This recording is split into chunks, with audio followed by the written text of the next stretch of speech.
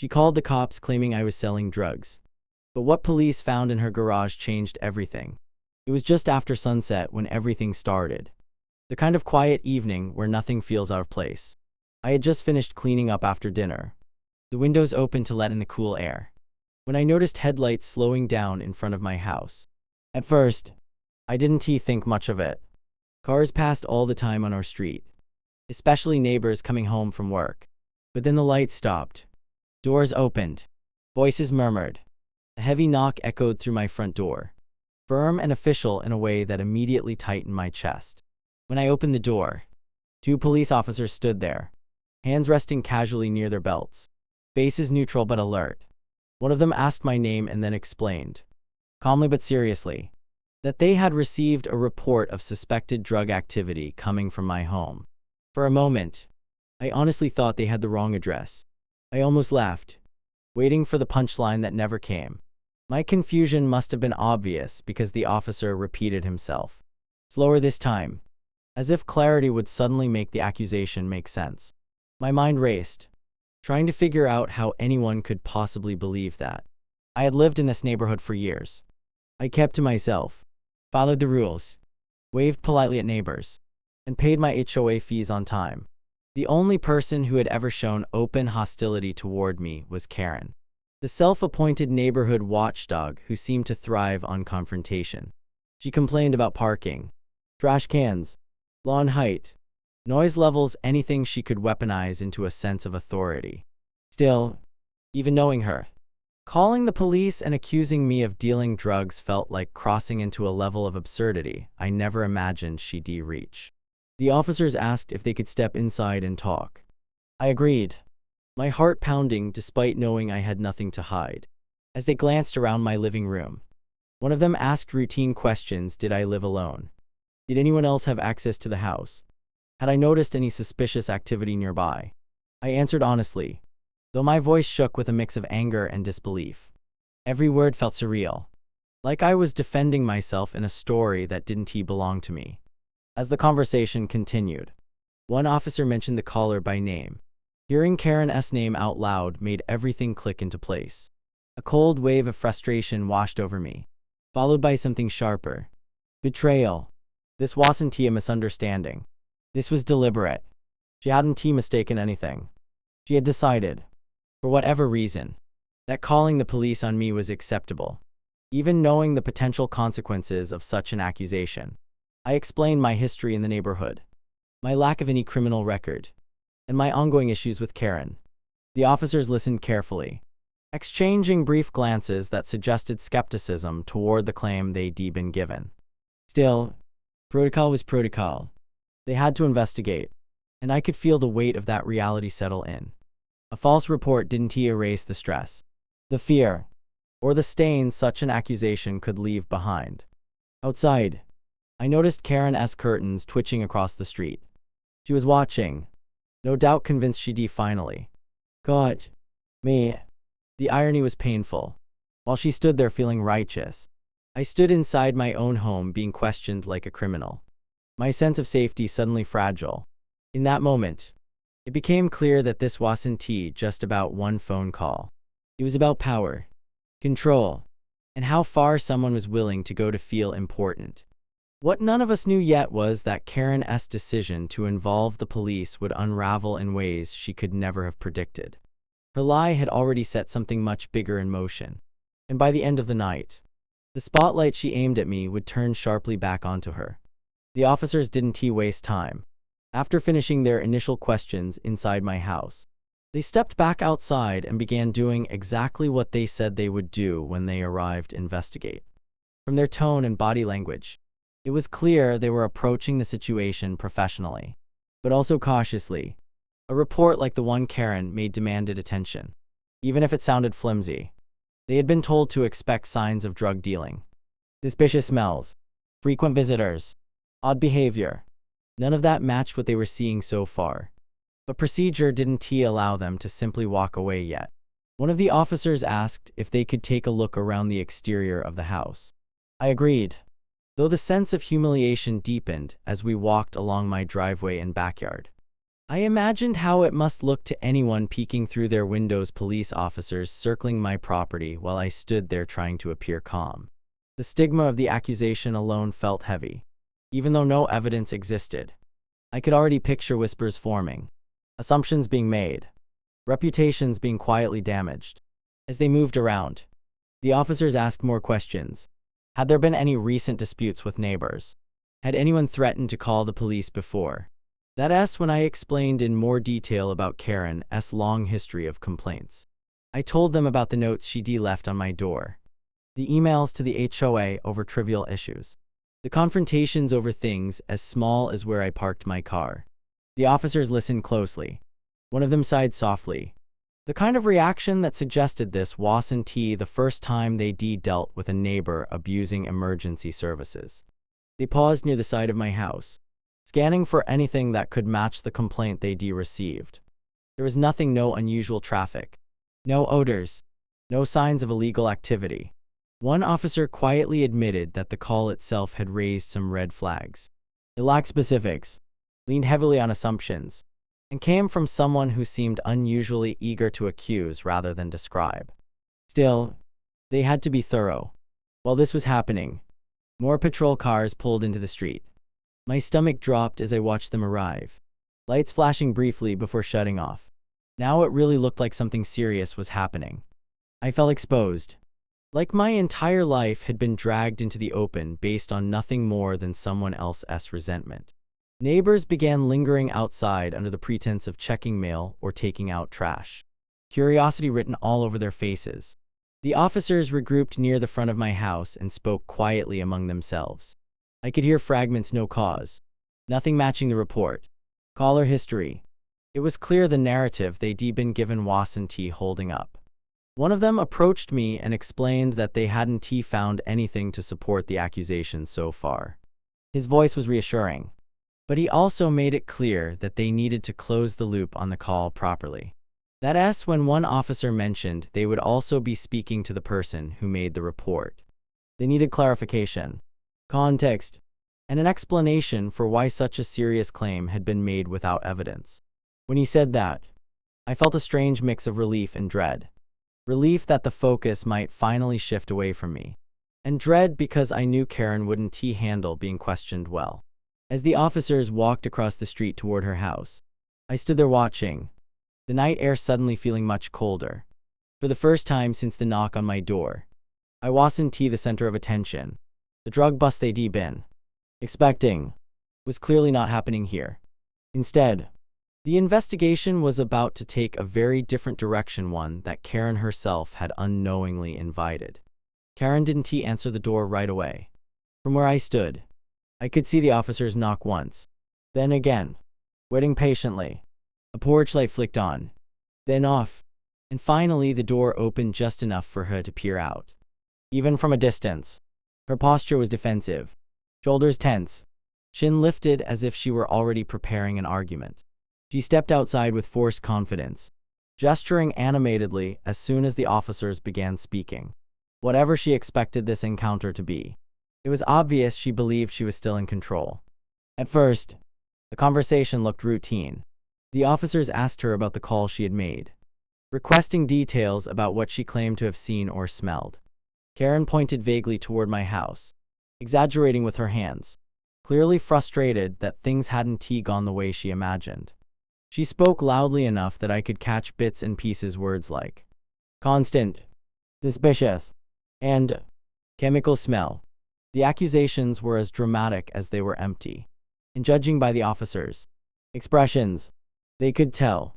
Then something shifted. One of the officers turned slightly and glanced toward Karen's garage. The door was partially open, just enough to reveal darkness inside.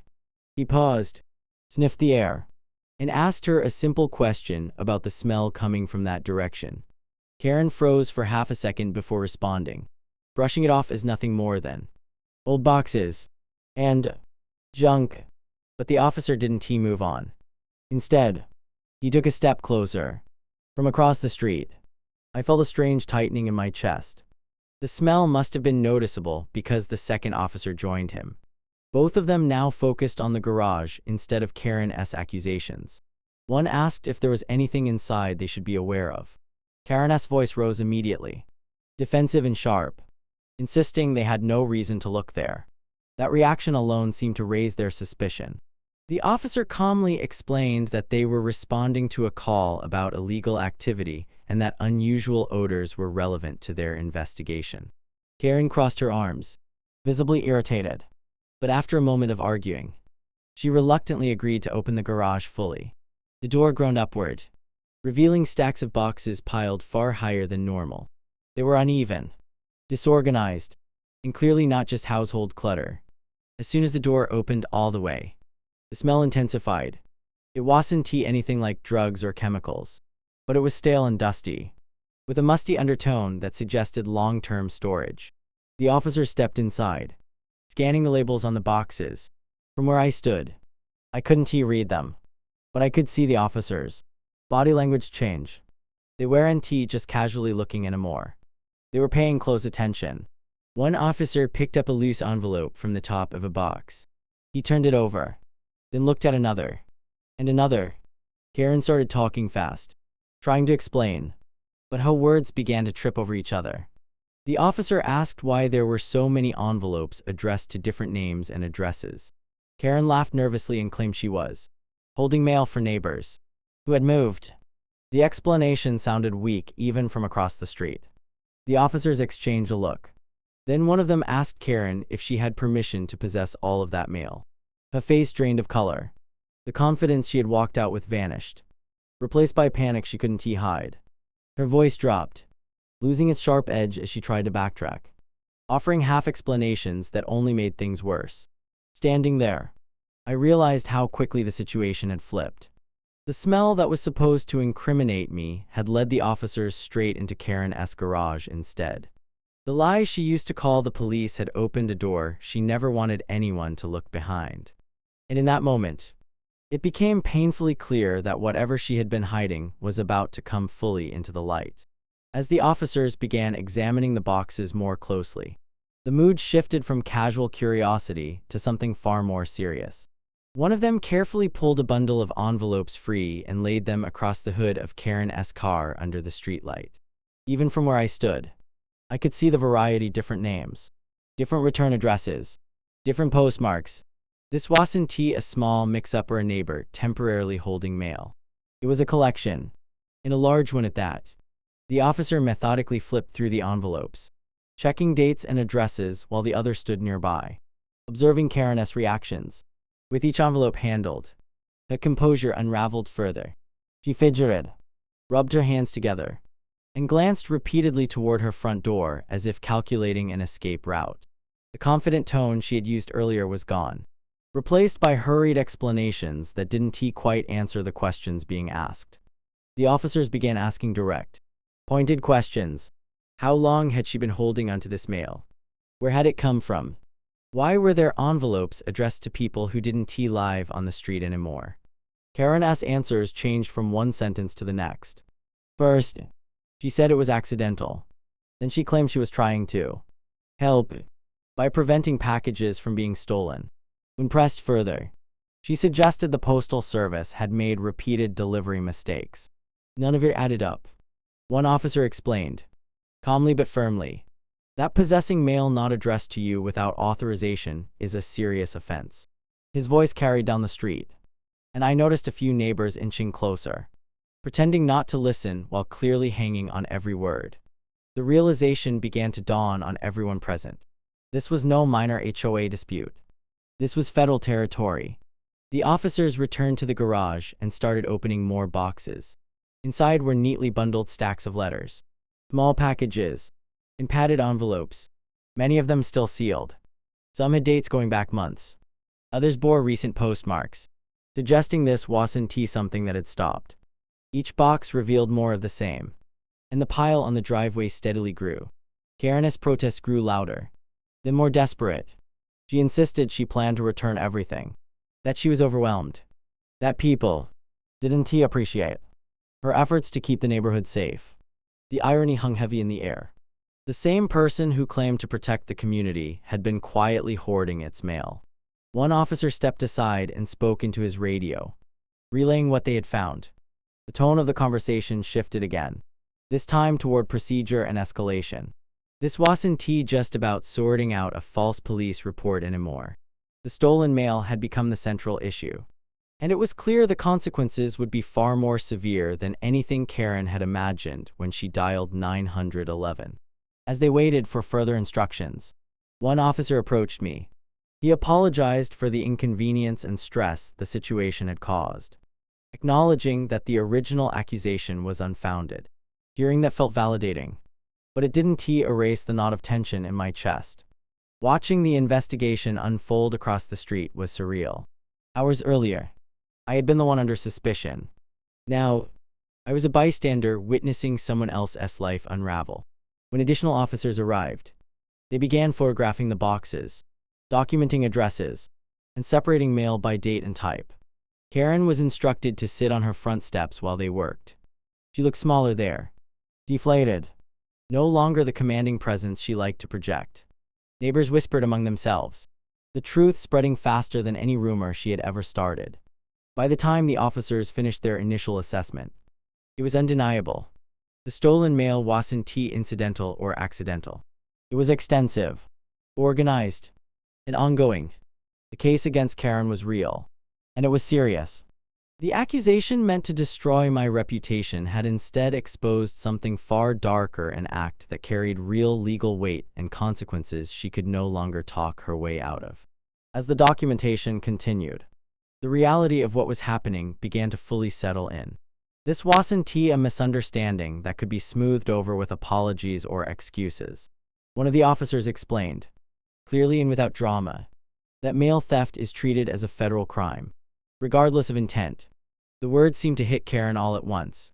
Her shoulders slumped, and she stared at the ground, no longer arguing, no longer interrupting, just silently absorbing what she had set in motion. The officers asked her to confirm whether she had taken the mail directly from mailboxes or intercepted packages meant for delivery. She hesitated too long before answering, and that pause said more than anything she eventually muttered. One officer nodded slightly, as if the final piece had fallen into place. The investigation shifted from discovery to confirmation. Names, addresses, dates, and quantities were carefully recorded. Each detail added weight to the case forming against her. Neighbors who had once listened to Karen's complaints with sympathy now stood quietly, avoiding eye contact with her. The narrative she had controlled for so long unraveled in real time. No one spoke in her defense. No one challenged the officers. The evidence spoke loudly enough on its own. At one point, Karen looked up and met my eyes across the street. There was no anger left in her expression. No smug satisfaction, only shock and a faint trace of something that might have been regret. I didn't feel victorious. What I felt was a heavy sense of disbelief at how quickly things can spiral when someone abuses authority and trust. The officers eventually informed her that the mail would be seized as evidence and that the case would be forwarded to the appropriate federal authorities for further action. They didn't make promises about outcomes, only explained the process. Karen nodded weakly, no longer pushing back. The woman who had confidently accused me of criminal behavior now faced consequences far more serious than anything she had tried to pin on someone else. As the last box was sealed and loaded, one of the officers walked back over to me. He reassured me that the false report had been noted and that there was no record of wrongdoing on my part. That simple statement lifted a weight I hadn't realized was pressing so hard on my chest. My name was clear. The truth was no longer in question. When the officers finally left, the street felt eerily quiet. Porch lights flicked off one by one as neighbors retreated inside, carrying the story with them. Karen remained on her steps, alone, surrounded by empty space where her boxes once stood. The night ended very differently than it began. A lie meant to destroy someone else had exposed something far more damaging. And the person who thought she held power over everyone else learned. Too late. That misuse of that power comes with consequences she could not escape. By the next morning, the neighborhood felt different. The street looked the same houses, same cars, same neatly trimmed lawns, but the atmosphere had shifted in a way that couldn't be undone. Karen's attempt to control the narrative had failed spectacularly, and everyone knew it. News travels fast in places like this, especially when flashing lights and police radios are involved. By sunrise, the story had already taken on a life of its own. Karen didn't come outside that day. Her curtains stayed drawn, her driveway empty. The woman who once patrolled the neighborhood with clipboards and complaints had vanished behind closed doors. Neighbors who used to nod along to her warnings now avoided her house entirely. The authority she thought she had built through intimidation collapsed overnight, replaced by quiet judgment and disbelief. Later that afternoon, an officer returned briefly to follow up with me. He explained that the false report had been officially documented and that making knowingly false accusations to law enforcement could carry consequences of its own. Karen hadn't just exposed herself by hoarding mail, she had also put herself on record for abusing emergency services. Everything she had done to target me was now part of a paper trail she couldn't erase. The irony was impossible to ignore. For years, Karen claimed she was protecting the neighborhood. She accused others of wrongdoing, policed behavior she didn't like, and treated suspicion as proof. But when the spotlight turned on her, it revealed that she had been violating the trust of the very people she claimed to defend. The stolen mail wasn't just envelopes and packages, it represented privacy invaded, boundaries crossed, and a pattern of entitlement she clearly believed she'd never have to answer for. Over the following days, small but telling changes appeared. The HOA emails stopped mentioning anonymous complaints. The aggressive notes on doors disappeared. Conversations at the mailbox were quieter, more cautious, but also more honest. People started admitting they had always felt uncomfortable with Karen's behavior, but hadn't wanted to be her next target. Seeing her held accountable gave them permission to breathe again. As for me, the anger lingered longer than I expected. Being falsely accused of something so serious doesn't just fade away. Even though my name was cleared, the experience left its mark. I replayed the knock on the door in my mind, the moment my home stopped feeling safe. But alongside the anger was something else: relief. The truth had come out, and it hadn't required me to fight dirty or stoop to her level. Karen's downfall wasn't dramatic in the way movies portray it. There were no handcuffs in front of the whole street, no shouting matches, no public apology. Instead, it was quieter and more devastating. She lost credibility, she lost influence, and most importantly, she lost the illusion that she was untouchable. In trying to ruin my reputation, she exposed her own. In calling the police on an innocent neighbor, she invited scrutiny she never thought would apply to her. The power she believed she wielded turned out to be fragile. And once it cracked, everything underneath was revealed. The lesson was clear to everyone watching. Lies don't just fail, they rebound. When you weaponize authority, you risk being crushed by it yourself. Karen learned that the hard way. And the neighborhood would never forget the night she tried to destroy someone else and ended up destroying her own standing instead. If stories like this make you think twice about the people around you, hit subscribe. You won't want to miss what happens next.